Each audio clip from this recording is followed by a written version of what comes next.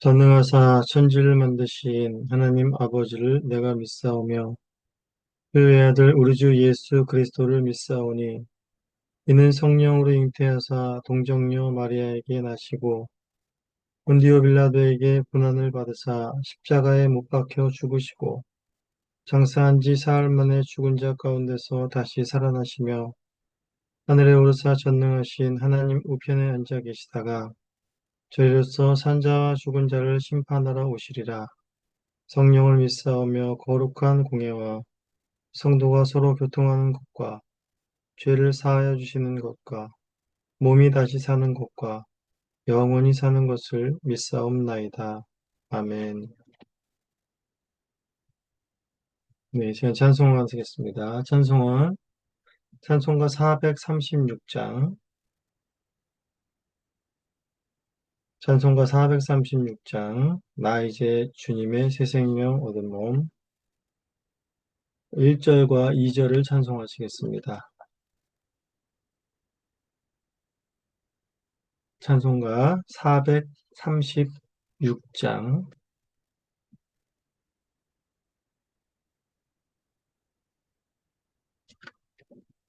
1절과 2절을 찬송하시겠습니다. 나 이제 주님의 새 생명 얻은 몸, 옛 것은 지나고 새 사람이로다. 그 생명 내 맘에 강같이 흐르고 그 사랑 내게서 해같이 빛난다. 영생을 누리며 주 안에 살리라.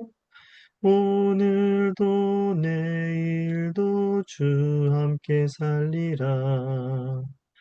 주 안에 감추인 새 생명 얻으니 이전에 줬던 것 이제는 값없다.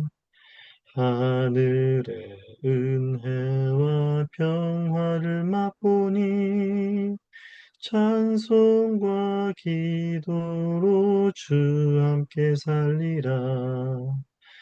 영생을 누리며 주 안에 살리라. 오늘도 내일도 주 함께 살리라.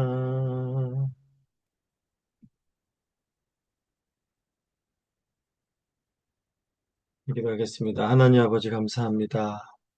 오늘도 저희들이 하루를 시작하게 하시고 또한 저희들이 눈을 떠 주님을 바라보게 하시며 또한 우리를 인도하시는 주님의 인도하심을 기대하게 하시니 감사합니다. 오늘 또 요한계시록의 말씀을 계속 묵상합니다. 하나님께서 저희들에게 이 말씀을 깨달을 수 있는 은혜를 허락하여 주셨고 깨달아지는 이 말씀이 우리의 심령에 깊이 새겨지게 하시며 이 말씀에 순종하며 이 말씀을 따라가는 복된 삶을 살아갈 수 있도록 은혜를 더하여 주시옵소서. 감사합니다. 예수님의 이름으로 기도합니다. 아멘.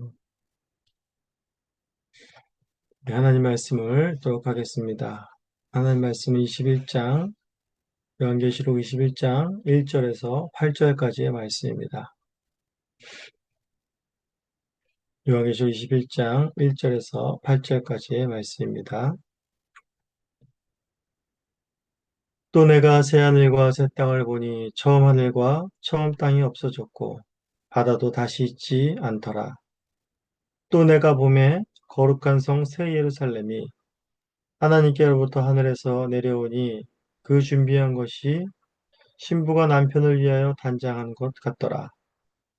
내가 들으니 보좌에서 큰 음성이 나서 이르되 보라 하나님의 장막이 사람들과 함께 있음에 하나님이 그들과 함께 계시리니 그들은 하나님의 백성이 되고 하나님은 친히 그들과 함께 계셔서 모든 눈물을 그 눈에서 닦아주시리니 다시는 사망이 없고 애통하는 것이나 곡하는 것이나 아픈 것이 다시 있지 아니하리니 처음 것들이 다 지나갔음이니라.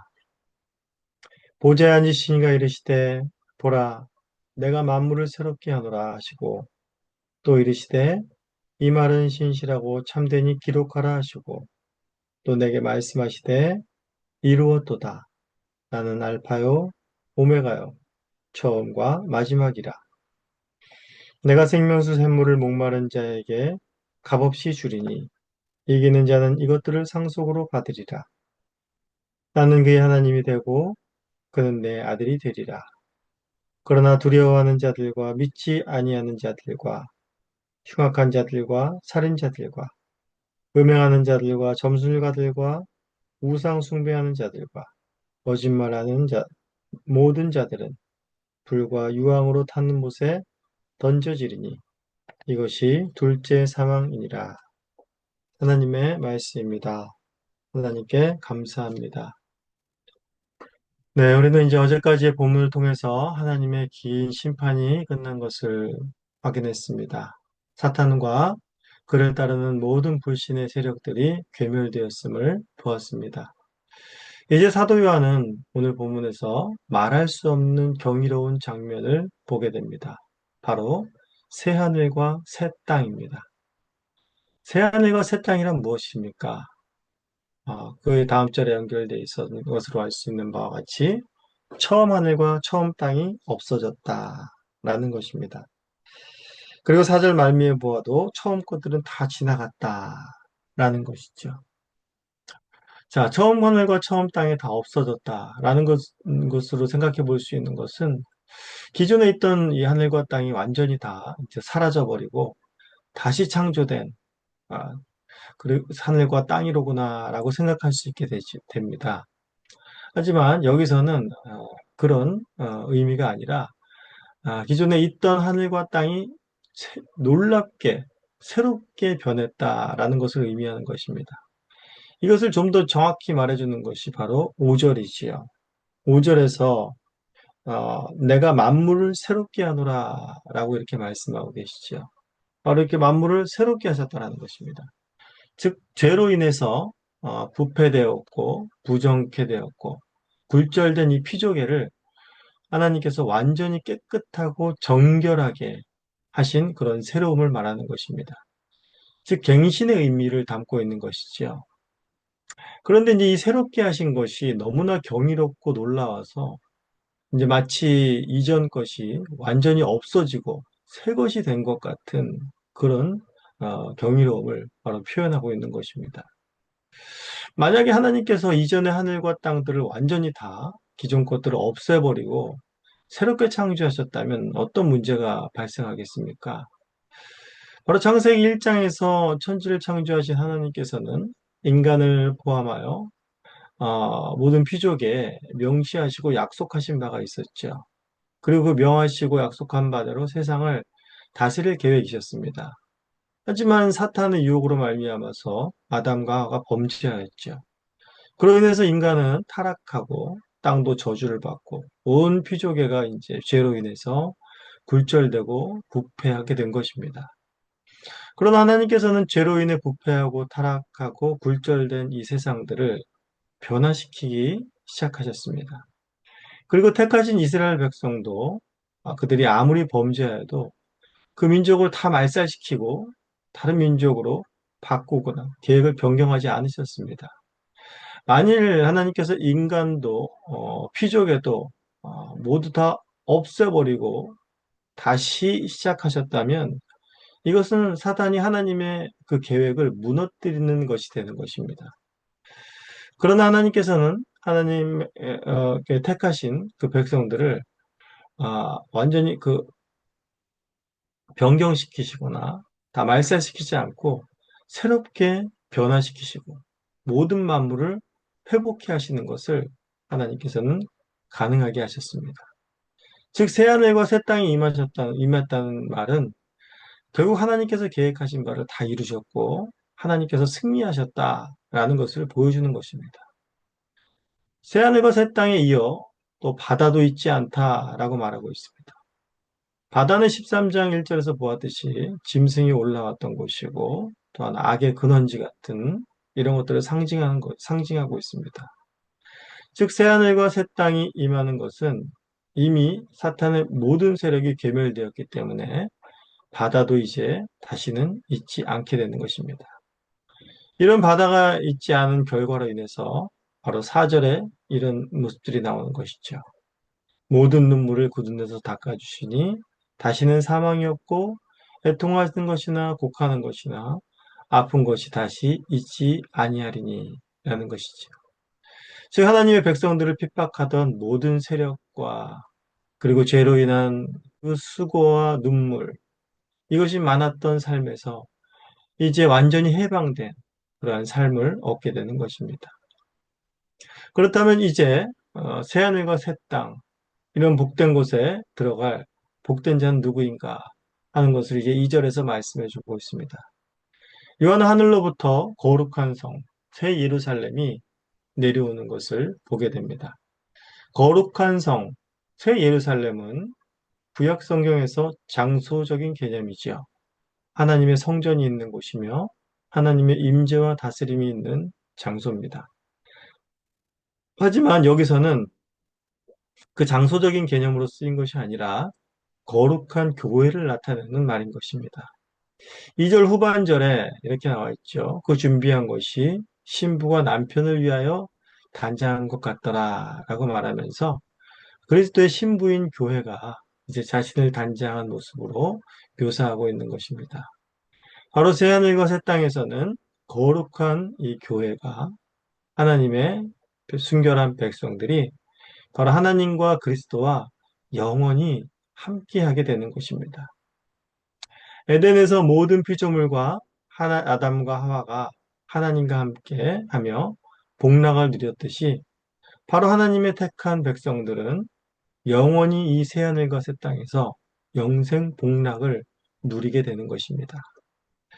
이러한 복된 결과는 바로 하나님께서 그의 언약을 신실하게 이루셨기 때문임을 이제 3절에서 말해주고 있습니다.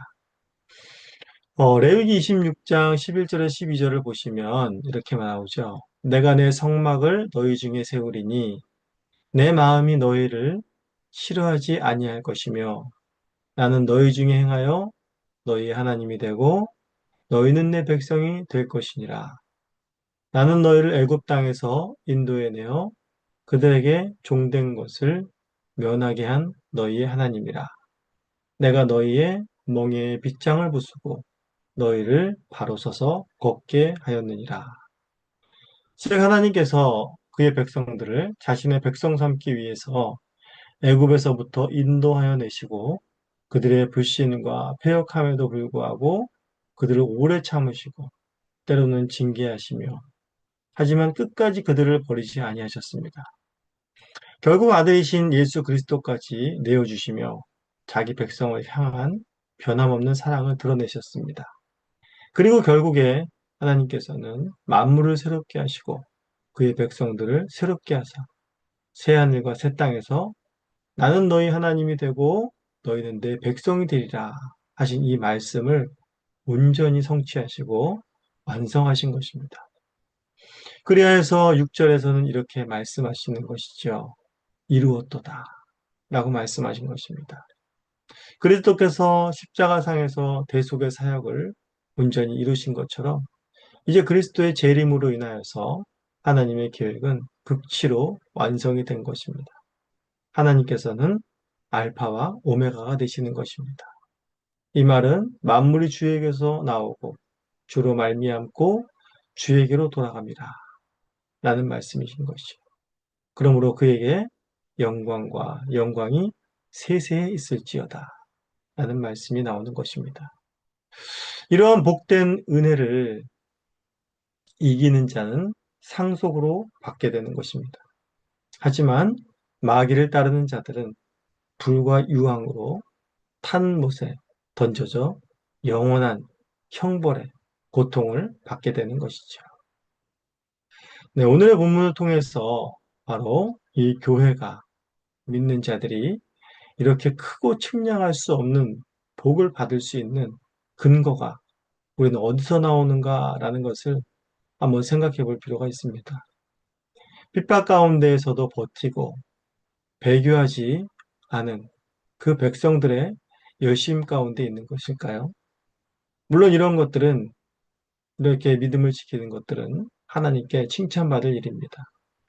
하지만 그것과는 비교도 되지 않을 만큼 하나님이 교회를 사랑하시는 그 마음이 크시기 때문인 것입니다. 우리의 열심이나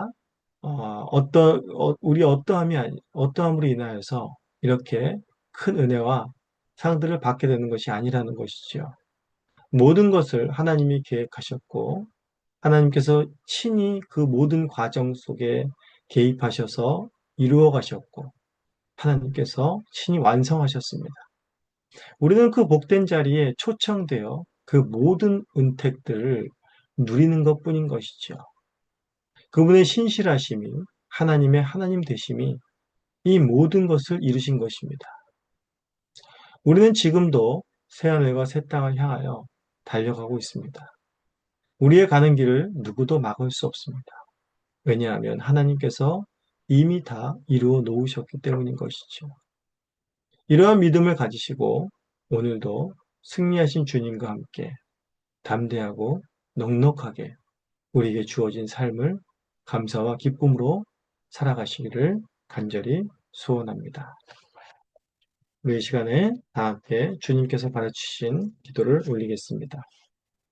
하늘에 계신 우리 아버지여, 이름이 거룩히 여김을 받으시오며 나라가 임하시오며 뜻이 하늘에서 이루어진 것 같이 땅에서도 이루어지이다. 오늘 우리에게 일용할 양식을 주시옵고 우리가 우리에게 죄 지은 자를 사하여 준 것 같이 우리 죄를 사하여 주시옵고 우리를 시험에 들게 하지 마시옵고 다만 악에서 구하시옵소서. 나라와 권세와 영광이 아버지께 영원히 있사옵나이다. 아멘.